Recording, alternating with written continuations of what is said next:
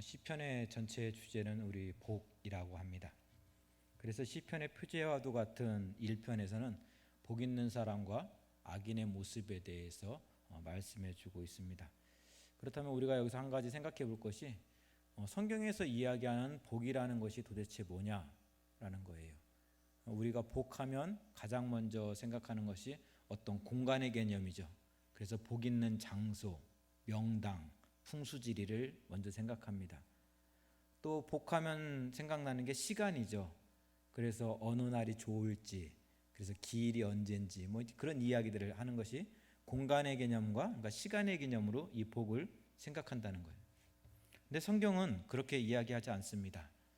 창세기 12장에서 하나님께서 아브라함을 부르시면서 너는 복이다 라고 말씀하였을 때 어떤 공간적인 개념으로 시간적인 개념으로 이야기하는 것이 아니라 하나님께서 택하신 바로 그 사람, 하나님과 함께하고 있는 바로 그 사람이 복이라는 거예요.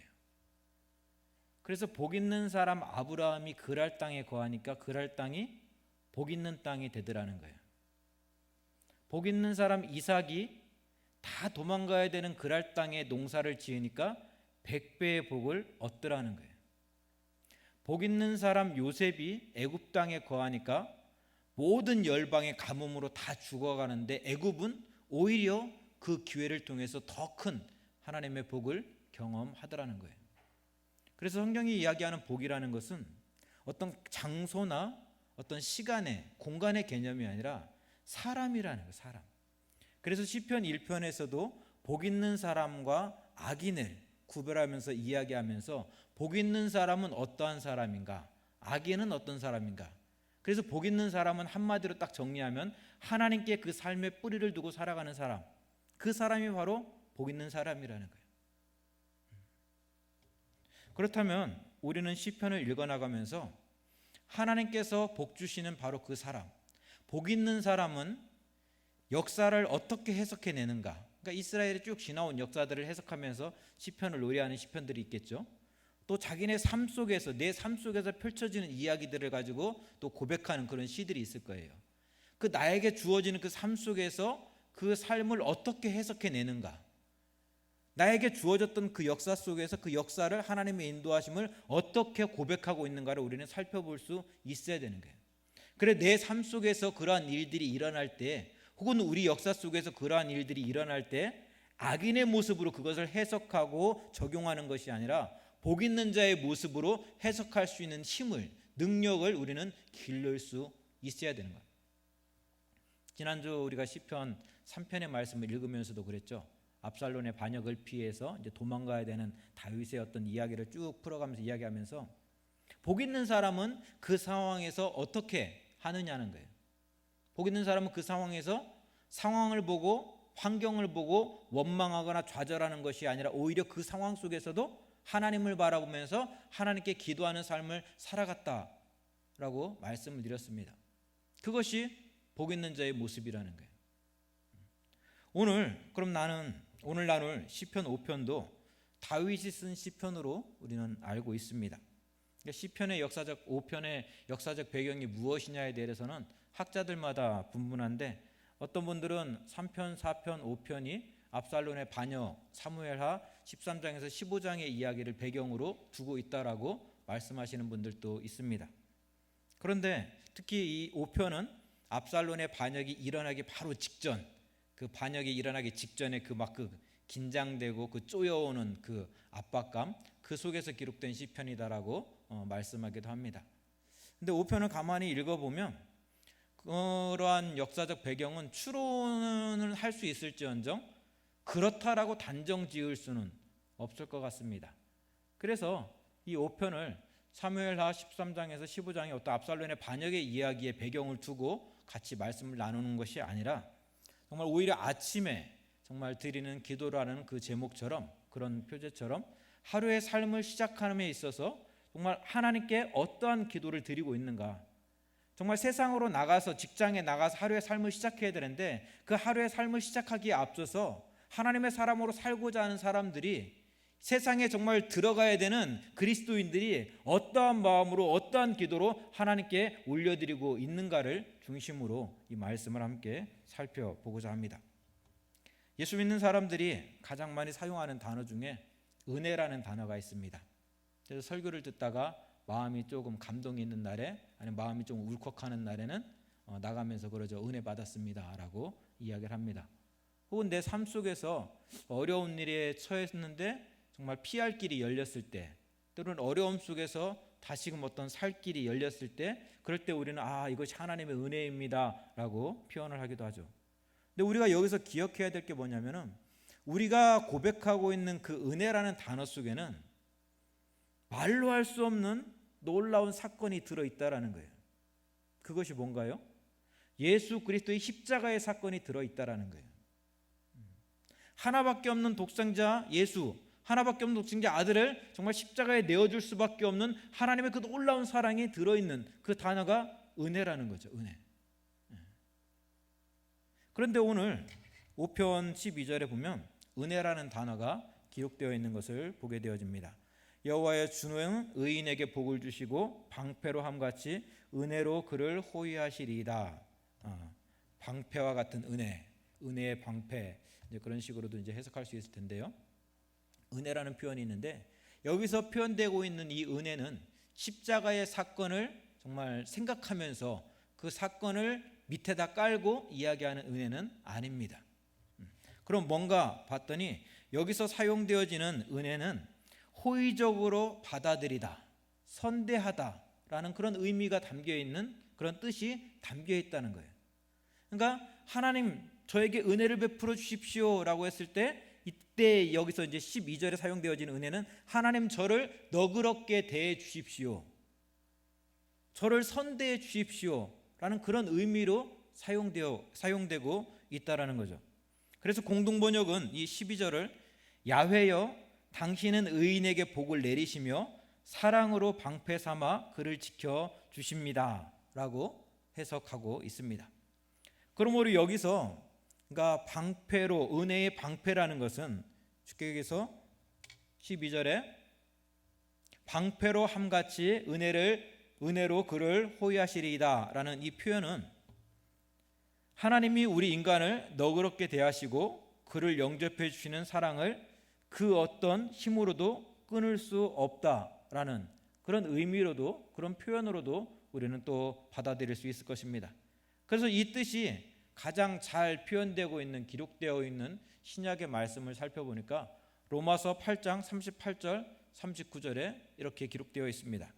내가 확신하노니 사망이나 생명이나 천사들이나 권세자들이나 현재일이나 장래일이나 능력이나 높음이나 깊음이나 다른 어떤 피조물이라도 우리를 우리 주 그리스도 예수 안에 있는 하나님의 사랑에서 끊을 수 없으리라. 그러니까 하나님의 은혜가 아니고서는, 예수 그리스도의 어떤 중보적 역할이 아니고서는 우리가 하나님의 자녀가 될 수 없는데, 하나님의 자녀로 정말 하나님께로 나아갈 수 없는데, 하나님의 그 은혜로 말미암아, 예수 그리스도의 그 중보적 사역으로 말미암아 우리가 하나님의 자녀로 하나님의 품에 나아갈 수 있었다라는 거예요. 그것이 은혜인데, 그 은혜는, 그 사랑은 그 무엇으로도 끊을 수 없다라고 이야기하는 거예요. 하나님 나를 너그럽게 여겨 주십시오, 나를 선대해 주십시오, 하나님 나에게 은혜를 베풀어 주십시오라고 했을 때, 그 하나님의 은혜 안에 거하는 사람은 뭐예요? 그 어떤 것으로도 그 하나님이 정말 이렇게 품에 안은 그 안에서 나를 빼앗아 갈 수 없다, 나를 정말 여기서 꺼내갈 수 없다라는 그런 의미인 거죠. 그러니까 하나님의 방패가 나를 이렇게 막아주신다, 하나님의 정말 은혜의 방패 가운데 내가 들어가 있다라는 것은 그 하나님의 놀라운 사랑 안에 내가 들어가 있음으로 말미암아서 세상의 그 어떤 유혹도, 어떤 정말 세상의 악한 손길도 그 속에서 나를 정말 하나님과 나의 관계를 끊어놓거나 떼어놓거나 할 수 없다라는 그런 의미가 이 12절에 표현되어 있는 은혜라는 단어에 들어있는 내용이라는 거죠. 그럼 여기서 우리가 중요한 한 가지 원리를 발견하게 되어집니다. 그것은 악이 가득한 이 땅에서 승리하는 삶을 살기 위해서는 나를 의지해서는 안 된다는 거예요. 나를 의지하고 내 힘을 의지하고 내 능력을 의지할 때는 언제든지 우리는 이 세상에 이 악한 사단에게 잡혀먹힐 수 있는 거예요. 그럼 우리가 이 세상에서 승리할 수 있는 방법이 뭐예요? 은혜의 울타리 안으로, 그 은혜의 방패 가운데 들어갈 수 있어야 되는 거예요. 나에게서 이 세상에서 승리할 수 있는 힘이 나오는 것이 아니라, 그 힘이 나에게서 출발되는 것이 아니라 그 힘의 근원이 어디에 있어요? 하나님께로 있는 거예요. 하나님께. 그러니까 하나님의 보호 아래 들어가는 삶, 하나님의 품에 안기는 삶, 하나님의 정말 은혜의 방패 아래 정말 딱 들어가는 삶, 그 사람이 세상에서 승리하는 삶을 살 수 있다라는 이야기입니다. 여기서 뭐 세상에서 승리한다고 이야기하니까 뭐 싸워서 이긴다, 어떤 막 물질적으로 막 번성한다, 그런 이야기가 아니라 하나님의 사람으로 살고자 하는 그 거룩한 열정을 지켜낼 수 있다라는 거예요. 그것이 아니고서는 이 땅에서 하나님의 사람으로 살고자 하는 그 거룩한 열정을 지켜낼 수 없다라는 거예요. 내 힘으로는, 내 어떤 의지로는. 그래서 복 있는 사람은 나를 하나님께 맡기기를 두려워하지 않습니다. 성경을 보십시오. 아브라함이 본토 친척 아비집을 떠나며 나를 하나님께 내어 맡겨드립니다. 이삭이 나의 모든 경험과 생각을 하나님께 맡겨드리고 머물 수 없는 그 땅에 머무릅니다. 요셉이 나를 하나님께 맡기고 형들을 원망하는 것이 아니라, 보디발을 원망하는 것이 아니라 하나님의 인도하심을 따라서 순종하며 한 걸음 한 걸음 나아갑니다. 다니엘이 나를 하나님께 맡기고 나를 지켜보고 있다는 것을, 이들이 있다는 것을 알매도 불구하고, 그들이 나를 지켜보면 내가 사자굴에 들어갈 수밖에 없다는 것을 알고 있음에도 불구하고 예루살렘을 향한 창문을 열어놓고 평소에 하던 대로 하나님께 기도드립니다. 사람들에게 나를 맡기는 게 아니죠. 내 자리에, 나의 주위에 나를 맡기는 게 아니죠. 하나님께 나를 맡겨드리고 창문을 열고 하나님께 기도를 드렸다는 거예요. 근데 그 결과 어떻게 됐어요? 아브라함을 향해서 하나님은 믿음의 사람이다 라고 이야기를 하십니다. 이삭에게 100배의 복을 주셨습니다. 요셉은 그 삶이 형통케 되었더라 라는 그런 은혜를 받았죠. 다니엘은 어떻게 되었어요? 사자굴에서 건진받는 말도 안 되는 놀라운 일들이 일어났습니다. 그것이 나를 하나님께 맡기는 자들의 삶의 모습이라는 거예요. 하나님이 지키시는 삶의 결과라는 거죠. 우리 5편 1절에서 3절의 말씀을 우리 같이 함께 읽어보겠습니다. 우리 1절에 3절 함께 읽습니다. 시작. 여호와여 나의 말에 귀를 기울이사 나의 심정을 헤아려 주소서. 나의 왕 내가 부르짖는 소리를 들으소서. 내가 주께 기도하나이다. 여호와여 아침에 주께서 나의 소리를 들으시리니 아침에 내가 주께 기도하고 바라리이다. 자, 그러면 제가 12절서부터 이제 말씀을 시작했는데요. 다시 1절로 쭉 본문을 돌아가서 한 절씩 같이 보겠습니다. 다윗은 기도를 시작하면서 여호와여라고 기도하고 있습니다. 여호와는 하나님의 이름 중에서 야훼라는 뜻으로 이제 이름이죠. 야훼 고유명사. 근데 이 야훼 하나님이라고 했을 때 이 야훼라는 이 의미 속에는 어떠한 의미가 들어있냐면은 언약의 하나님이라는 의미가 담겨 있습니다. 약속하신 것을 반드시 이루시는 하나님. 내가 400년 뒤에 내가 너희가 큰 민족을 이루어서 다시 너를 정말 출애굽시키겠노라 약속하신 하나님의 그 약속이 이루어진, 약속을 이루시는. 그래서 창세기의 말씀을 가만히 읽다 보면은 그 언약의 하나님을 이야기할 때마다 야훼 야훼 야훼라고 이야기하고 있는 거예요. 또 두 번째로 다윗은 하나님을 부르면서 나의 왕, 나의 하나님이라고 부르는 것을 우리가 보게 되어집니다. 하나님만이 나의 왕이 되신다는 거예요. 엘로힘, 하나님만이 나의 전능자가 되신다는 거예요. 그러니까 다윗이 하나님에 대한 고백은 뭐냐면 하나님은 약속한 것을 반드시 지키시는 신실하신 하나님이라는 거예요. 내가 모든 것을 맡기고 하나님을 의지할 때, 그 은혜의 방패 가운데 내가 들어갈 때 하나님은 나를 지키신다는 그 약속을 반드시 지키시는 분이 나의 하나님이라는 거예요. 그분이 나의 왕이 되셔서 나를 주관하시고 나를 통치하시고 나를 보호하시는데 아무 힘이 없는 분이 아니라 엘로힘, 전능자라는 거예요. 그것이 나의 하나님이라는 거예요. 오늘 여러분이 믿고 고백하는 하나님은 어떤 분이십니까? 절망 속에서 아무것도 할 수 없는 하나님, 그런 분이 여러분의 하나님이십니까? 아니라는 거예요. 다윗이 고백하는 그 하나님은 나의 하나님이에요. 우리의 하나님이에요. 여러분의 하나님이에요. 그러니까 1절, 2절에서 고백되어지고 있는 나의 하나님은 약속하신 것을 반드시 이루시는 신실하신 하나님, 힘이 없고 무능력한 하나님이 아니라 전능하신 하나님이라는 사실입니다. 그러기에 다윗은 기도합니다. 나의 말에 귀를 기울이사 나의 심정을 헤아려 주옵소서. 내가 부르짖는 소리를 들어 주옵소서라고 말입니다. 여기서 나의 말, 나의 심정, 내가 부르짖는 소리, 이 세 가지 기도의 모습이 나타나고 있는데, 나의 말이라는 것은 우리 이미스 권사님께서 오늘 그 기도 인도를 해주셨는데 그런 기도죠. 또박또박한 소리로 하나님께 또박또박 아뢰는 기도, 그것이 나의 말이라는 거예요. 그리고 나의 심정이라는 것은 내 마음속 깊은 곳에서 차마 말로 고백되지 못하고 이 속에서 몸부림치는 기도, 이 속에서 꽉 차 있어갖고 막 부르짖고 싶은데 부르짖지 못하는 기도, 그것이 나의 심정이라는 그 단어 속에 들어있는 기도의 모습이고, 나의 부르짖는 소리라고 했을 때 이 부르짖는 소리는 말 그대로 우리가 잘 알고 있는 주여 아버지 이렇게 부르짖는 소리예요. 그러니까 세 가지 기도의 형태를 여기서는 다 표현하고 있는 거예요. 나의 말과 나의 심정과 부르짖는 소리를. 그런데 여러분, 우리가 여기서 한 가지 살펴볼 것은 부르짖는 기도가 맞다, 침묵하는 게 맞다, 틀리다, 그런 이야기를 하고자 하는 게 아니에요.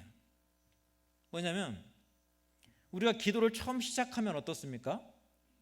또박또박 기도하기 시작하죠. 맞아요. 또박또박 기도하기 시작합니다. 그런데 내 속에 있는 이 정말 진짜 기도의 제목들이 올라와서 기도하기 시작하면 어떻게 해요? 꺼이꺼이밖에 안 해요. 왜? 정말 뭐라고 이야기는 해야 되겠는데 이 속에서 정말 막 응어리져 있는 이 기도, 이 소리를 이야기나 해야 되겠는데, 표현해야 되겠는데 표현이 안 되는 거예요. 말이 안 되는 거예요. 그래서 꺼이꺼이 기도하는 거예요. 그러다가 막 우리는 막 몸부림치며 외치자 주야 아버지, 때로는 막 어떻게 부르짖으면서. 근데 너무나 안타까운 것은 오늘 우리들의 삶 가운데 이러한 기도의 모습이 있는가? 우리 스스로에게 한번 물어볼 수 있어야 됩니다. 우리 믿음의 선배들이 농담 반 진담 반으로 우리에게 들려주셨던 그 기도의 이야기들은 은혜를 받으려면 소나무 한 뿌리는 뽑아야 된다라는 말씀들을 늘 해주셨습니다. 배가 아파서 힘이 땡겨서 기도를 못하겠어요 하니까 제 친구가 그러더라고요. 상원아, 가서 레슬링 벨트 하나 사갖고 레슬링 벨트 차고 기도하라고. 왜? 배심을 길려야 되니까, 기도하려면. 정말로 기도하기 위해서 그렇게 기도를 했다는 말이에요. 주여 주여 부르짖는데 허리가 막 끊어지는 그 고통 가운데, 그 뭔 고통인지 아시죠? 막 속에서 막 부르짖다 보면 이 허리가 막 끊어질 듯한 이 고통이 찾아오는 거, 그 고통 속에서도 하나님의 은혜를 구하며 기도했다라는 거예요. 기도의 줄이 잡혔다 안 잡혔다라고 이야기하는데, 기도의 줄이 안 잡히는 날에는 밤을 새워서라도 그 기도의 줄을 붙잡기 위해서 몸부림을 쳤다라는 거예요. 근데 오늘 우리들의 삶 속에서 이러한 기도의 줄기들이, 기도의 맥락들이 남아있는가? 말로는 죽겠습니다, 말로는 도저히 답이 보이지 않습니다, 어디로 가야 될지 모르겠습니다, 절망입니다, 모든 게 다 무너졌습니다 라고 이야기는 하는데, 그렇게 이야기를 하면서도 왜 하나님 앞에서 이렇게 기도하지 않는가? 다른 말로 이야기하면 아직 먹고 살만하니까, 아직 하나님 온전히 의지하지 않아도 되니까, 하나님께 나를 온전히 다 맡기는 것이 아니라, 그 품에 나를 폭 맡기는 것이 아니라 그냥 다리 하나만 맡겨도 되니까, 그러니까 기도하지 않는 거죠. 이 세상이 얼마나 악한데 이 악한 세상에서 거룩한 하나님의 사람으로 살려고 몸부림치다 보니까 어쩔 수 없이 아침마다 새벽마다 다윗은 기도했다라는 거예요. 이 세상이 너무나 악한데 하나님 그 속에서 정말 하나님만을 의지한, 하나님만이 나의 정말 방패가 되어 주십니다. 하나님만이 나의 의가 되셔 주십니다. 나의 보호가 되십니다. 나는 하나님만을 의지하겠습니다. 그 결단, 그 결심, 그 믿음 흔들리지 않게 해달라고 부르짖고 몸부림쳤다라는 거예요. 침묵으로 기도하면 그럼 쉬운가? 그렇지도 않아요. 여러분, 침묵으로 기도하면서 온몸에 진액이 빠져나오는 것을 여러분 경험해 보셨습니까? 하나님을 찾고 찾으면 너무나 힘들어서 나중에는 진액이 다 빠져나와요. 체력이 딸려서 기도할 수 없어요. 그런 기도가 우리 가운데 회복되어질 줄 믿습니다. 때로는 이 코로나19라는 것이 왜 온 세계를 이렇게 힘들게 하는가? 한편으로 보면 그래요. 그동안에 우리가 얼마나 편하게 살았는가, 얼마나 쉽게 살았는가, 하나님 의지하지 않고 살 수 있는 여유들의 삶의 여유, 아무리 힘들다 해도 먹고 사는 문제 걱정 안 해도 됐으니까, 아무리 어렵다 해도 잠잘 걱정 안 하고 살았으니까. 근데 정말 하나님을 의지하지 않으면 안 되는 이런 상황 속에서 우리는 하나님께 다시금 기도의 불을, 기도의 정말 이 줄기를 정말 붙잡을 수 있는 저와 여러분이 되었으면 좋겠습니다. 우리 3절을 또 보면 다윗은 이 기도를 아침마다 하나님께 드리고 있음을 우리가 보게 되어집니다. 그러니까 하루를 시작함에 있어서 세상에 나가 싸워야 되는데 하나님의 도움이 없이는 안 되었기에, 은혜의 방패가 아니면 안 되었기에 아침마다 하나님의 도우심을 구하며 기도한다라는 거예요. 아침 저녁 드리는 어떤 제사를 이야기할 수도 있겠지만 오늘 우리들의 어떤 삶으로 이야기하면 새벽마다 하나님께 나와서 기도하는 거예요. 우리 아들 잘 되게 해주세요, 사업 잘 되게 해주세요, 그런 기도도 있겠지만 무슨 기도예요? 내가 이제 다시금 세상을 향해서 나아가는데 하나님, 내가 나아가는 그 삶의 자리에서 그리스도인으로 살 수 있게, 그리스도인으로 사는 것을 포기하지 않게 주님 붙잡아 주세요. 몸부림치면서 기도했다는 거죠.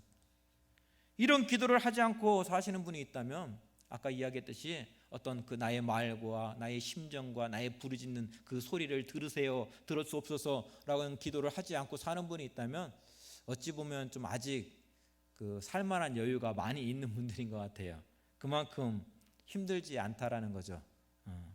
근데 우리가 그 자리가 교만의 자리가 되지 않기 위해서, 정말 그로 인해서 내가 교만한 자, 오만한 자의 자리로 가지 않기 위해서 우리는 더 하나님께 기도를 해야 될 줄 믿습니다. 다윗은 그렇게 하나님께 자신의 사정을 아뢰었기에, 기도하였기에 하나님의 의로우신 판단을 기다립니다. 내가 아침에 내가 기도하고 바라리이다, 이 바라리이다라고 이야기하고 있는데, 여기서 바란다라는 단어는 나의 사정을 하나님께 아뢰고 하나님의 판결을 기다릴 때 사용되어지는 그런 단어입니다. 그러니까 하박국 선지자가 세상 돌아가는 것이 그냥 흔한 말로 세상 꼴이 너무나 마음에 안 들어서 하나님께 막 외치죠. 하나님, 이게 말이 되는 소리입니까? 하나님 살아계시다면 정말 이게 어떻게 하나님께서 이렇게 할 수 있습니까? 막 부르짖고 나서 성 위에 올라서서 하나님이 이제 뭐라고 말씀하시는지 가만히 듣고 있는 거예요. 그 단어, 그 표현이에요. 내가 하나님께 막 구하였으니까 이제 하나님께서 내가 구한 것에 대한 하나님의 응답을 지금 다윗은 기다리고 있는 거예요. 바라고 있는 거예요. 여기서 아주 중요한 기도의 원리 한 가지가 있습니다. 그것은 뭐냐면, 우리가 기도하고 해야 할 일 중에 한 가지가 뭐냐면 하나님의 응답을 기다리는 거예요. 그러니까 많은 분들은 부르짖는 것까지는 많이 아주 잘해요.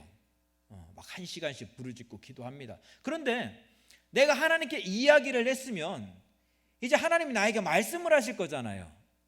나에게 말씀하시는 것을 내가 기다리고 들어야 되는데, 나는 이야기를 막 해놓고 하나님 말씀하시려고 하니까 이제 쭉 나가요.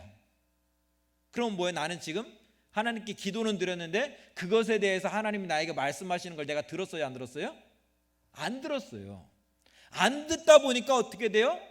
기도는 하고 세상에 나갔는데 삶 속에서는 그냥 쉬운 얘기로 나 하고 싶은 대로 사는 거예요.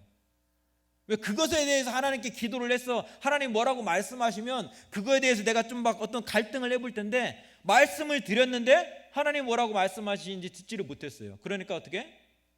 그냥 내 마음대로 사는 거죠. 그래서 우리가 하나님께 기도하고 꼭 해야 되는 일이 뭐냐면 하나님의 음성을 듣는 거예요.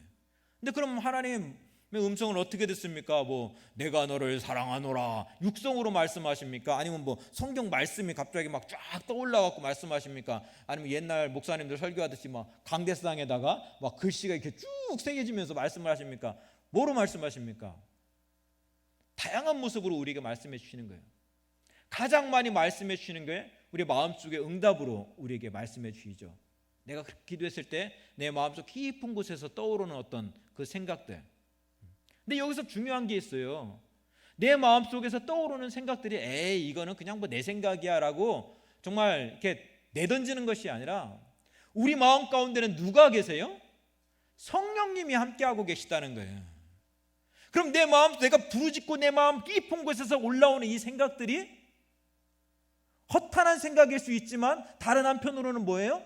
성령님이 우리에게 말씀하시는 말씀일 수 있다라는 거예요.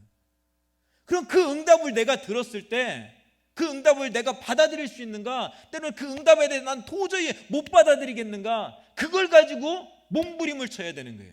그때 우리의 기도가 깊어지는 거예요. 그런데 내가 쭉 이야기만 해놓고 듣는 것이 아니라 그냥 자리를 털고 나가니까 늘 똑같은 모습이 반복되는 거죠. 하박국 선지자가 하나님 세상이 왜 그래요? 라고 막 기도를 했잖아요. 그때 하나님께서 말씀하시죠. 그래서 내가 바벨론을 들어서 이스라엘 다 멸망시킬 거야. 그래서 또 기도합니다. 하나님 가만히 생각해 보니까 그렇게 하나님께서 심판하신다는 것까지는 내가 이해하겠는데 어떻게 이방 사람을 가지고 이스라엘을 심판한다고 하십니까? 그러자 하나님 뭐라고 하박국에게 말씀하세요? 그래서 내가 그놈들도 다 그냥 완전 다 무너뜨려 버릴 거야.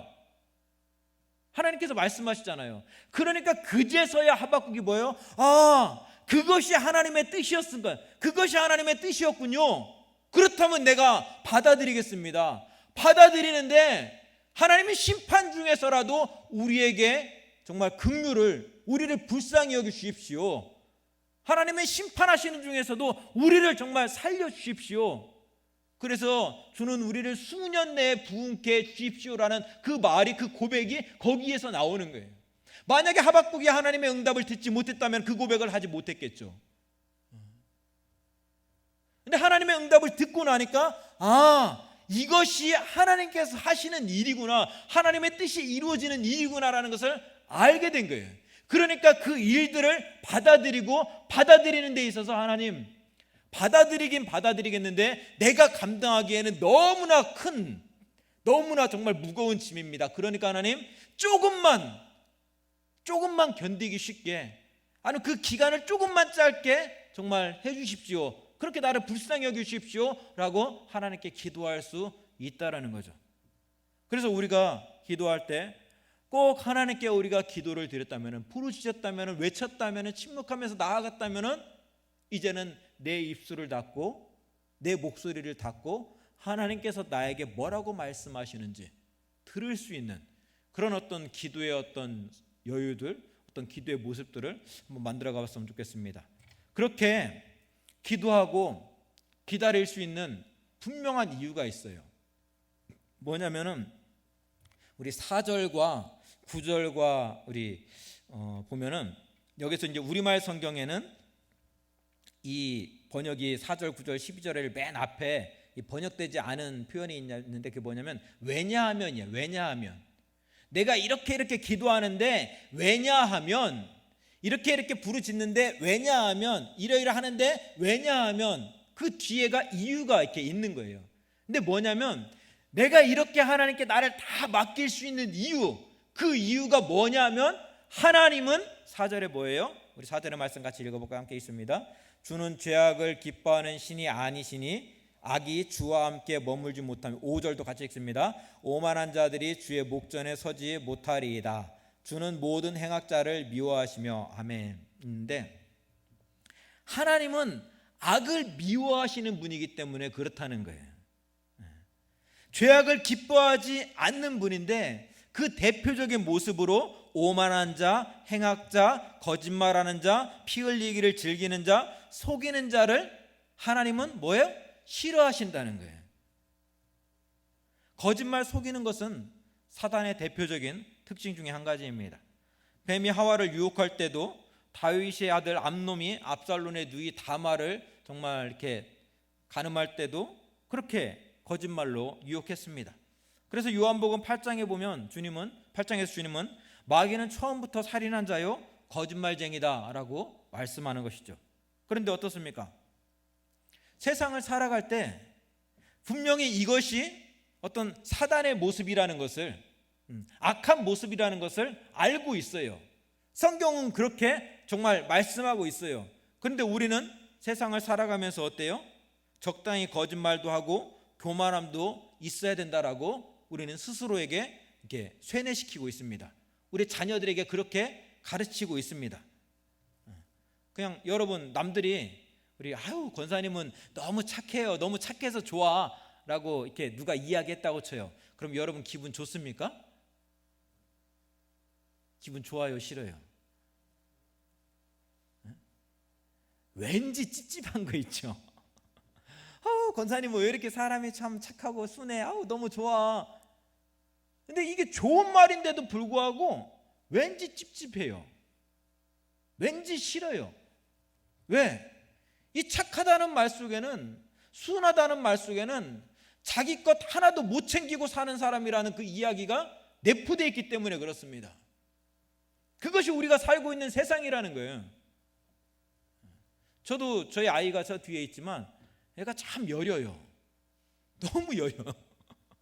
자기보다 덩치도 작고 어린애들이 지나고 툭 쳐도 막 꾹꾹하다고 막 울려고도 그러고 여려. 그러면서 막 좀 너도 막 좀 이렇게 좀 마음을 강하게 먹어야지 막 이야기하는데, 가만히 보면 그렇습니다.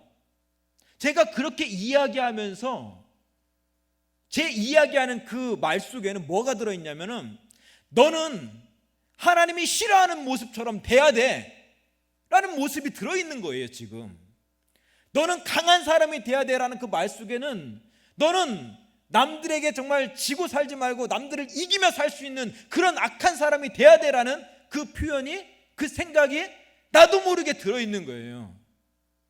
착하다는 말을 들으면서 억울해하지 말고 조금 정말 남들보다 머리 빠르고 눈치 빨라서 그렇게 좀 이렇게 살살 살아가라 라는 그런 모습이 들어있는 거예요. 근데 성경에 보니까 뭐예요? 그 모습들은 하나님이 기뻐하지 않는 모습이라는 거예요. 근데 세상을 살다 보면은 힘 있는 자 앞에서는 조금 살살살살 돼야 되고, 힘 없는 자 앞에서는 막 세게 이야기하고, 우리 그러잖아요. 좀 약해 보이는 사람한테 강하게 이야기하지 강해 보이는 사람한테 강하게 이야기해요? 안 그렇잖아요. 근데 성경은 그것이 악이라고 이야기하는 거예요. 잘못됐다라고 이야기하는 거예요. 이것이 사단의 특징이다라고 이야기하고 있는 거예요. 근데 다윗은 하나님이 그러한 것들을 싫어하는 것을 알기에, 그러한 유혹이 나에게 찾아옴에도 불구하고 나도 그렇게 살아가야지라는 생각이 들음에도 불구하고 그것을 단호히 아니요, 노라고 이야기하고, 7절에서 보면 오직 나의 주의 풍성한 사랑을 힘입어 주의 집에 들어가 주를 경외함으로 성전을 향하여서 예배하겠노라 라고 고백하는 거예요. 그렇게 사는 게 맞아 보여요. 맞아요. 그렇게 사는 게 맞아요. 그렇게 살아야 세상에서 손해보지 않고 살아요. 그런데도 불구하고 그것이 하나님이 싫어하는 일이라면 저는 단호히 아니요라고 이야기하고 하나님을 바라보면서 하나님께 예배하겠습니다. 그것이 지금 다윗의 고백이요, 복 있는 자의 고백이라는 거예요. 오늘 시편 5편의 기도는 단순히 어떤 한 사건, 기도 제목만을 이야기하는 것이 아닙니다. 하루의 삶을 살아가면서 어떻게 삶을 살 것인가, 무엇을 중심으로 살아갈 것인가를 결단하게 하는 어떤 믿음의 결단을 우리에게 요구하고 있는 말씀이기도 합니다. 우리 8절의 말씀을 우리 같이 한번 읽어보겠습니다. 우리 5장 8절 같이 함께 읽습니다. 시작. 여호와여 나의 원수들로 말미암아 주의 의로 나를 인도하시고 주의 길을 내 목전에 곧게 하소서. 아멘. 나의 원수들로 말미암아라는 이 부분을 공동번역에서는 원수들이 지켜보고 있사오니 라고 이렇게 번역을 하고 있는데요, 여기서 원수라는 히브리어 단어는 적대심으로 날카롭게 감시하는 자들이라는 의미를 가지고 있는 단어입니다. 그러니까 여기에서 이 표현은 원수들이 지켜보고 있다라고 있는 그 표현이 더 옳은 표현이죠. 적당한 표현이죠. 그렇습니다. 세상 사람들은 교회를 지켜보고 있어요.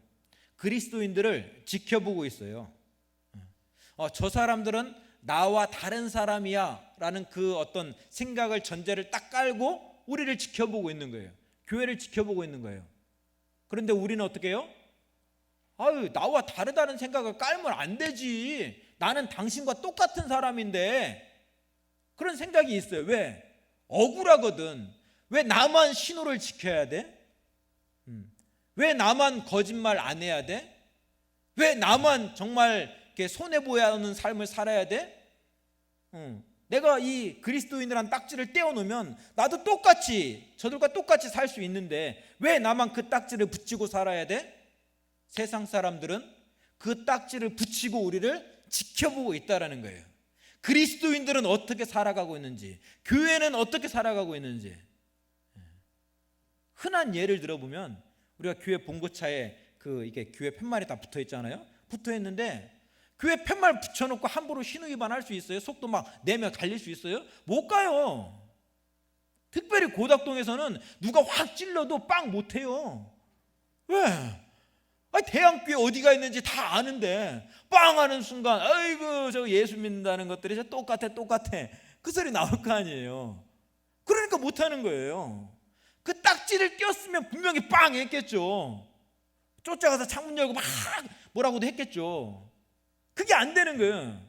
이 딱지가 붙어있기 때문에. 코로나19로 인해서 우리가 교회가 정말 이렇게 막 방역에 힘쓰고 있습니다. 그런데요, 세상은요 교회를 찾아보고 있는 거, 어떻게 하고 있는지 정말 세상 식당이나 밥집보다 우리 교회가 지금 보면 훨씬 잘 지키고 있어. 그런데도 세상은 눈을 뜨고 지켜보고 있는 거예요. 지켜보는 이유가 뭐예요? 그리스도인이기 때문에, 교회이기 때문에. 교회가 아니고 여기가 술집이라면 그렇게 안 지켜보겠죠. 밥집이라면 그렇게 안 지켜보겠죠. 교회이니까, 교회는 달라야 되니까, 교회는 세상에 빛이 되어야 되니까, 교회는 세상이 길을 잃어버렸을 때 길이 여기 있다라고 이야기해 줄 수 있어야 되니까.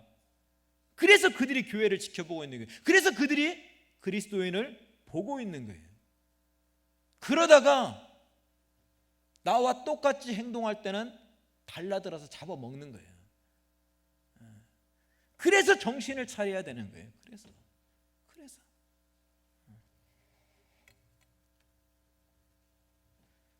원수들에게 넘어진다는 것이 박해의 시대에는 죽음을 당하고 고난당하는 모습이었다면, 지금은 내가 그리스도인을 잃어버리고 살아가는 것으로 인해서 하나님의 영광을 가리우는 것, 그것이 바로 원수들에게 넘어지는 모습인 거예요.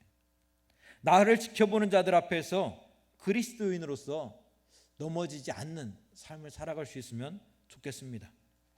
수많은 유혹에 앞서서, 유혹 앞에서 정말 손해보는 것 같고 억울한 것 같고 아이고 나도 그냥 똑같이 살고 싶은데 라는 그 이야기 속에서 아니오라고 단호히 스스로에게 이야기하고 돌이켜 정말 하나님께로 나아올 수 있는 그런 저와 여러분이 되었으면 좋겠습니다. 하나님은 의인에게 복을 주시고 방패와 같은 은혜로, 정말 은혜의 방패로 그를 보호해 주신다라고 말씀하셨습니다.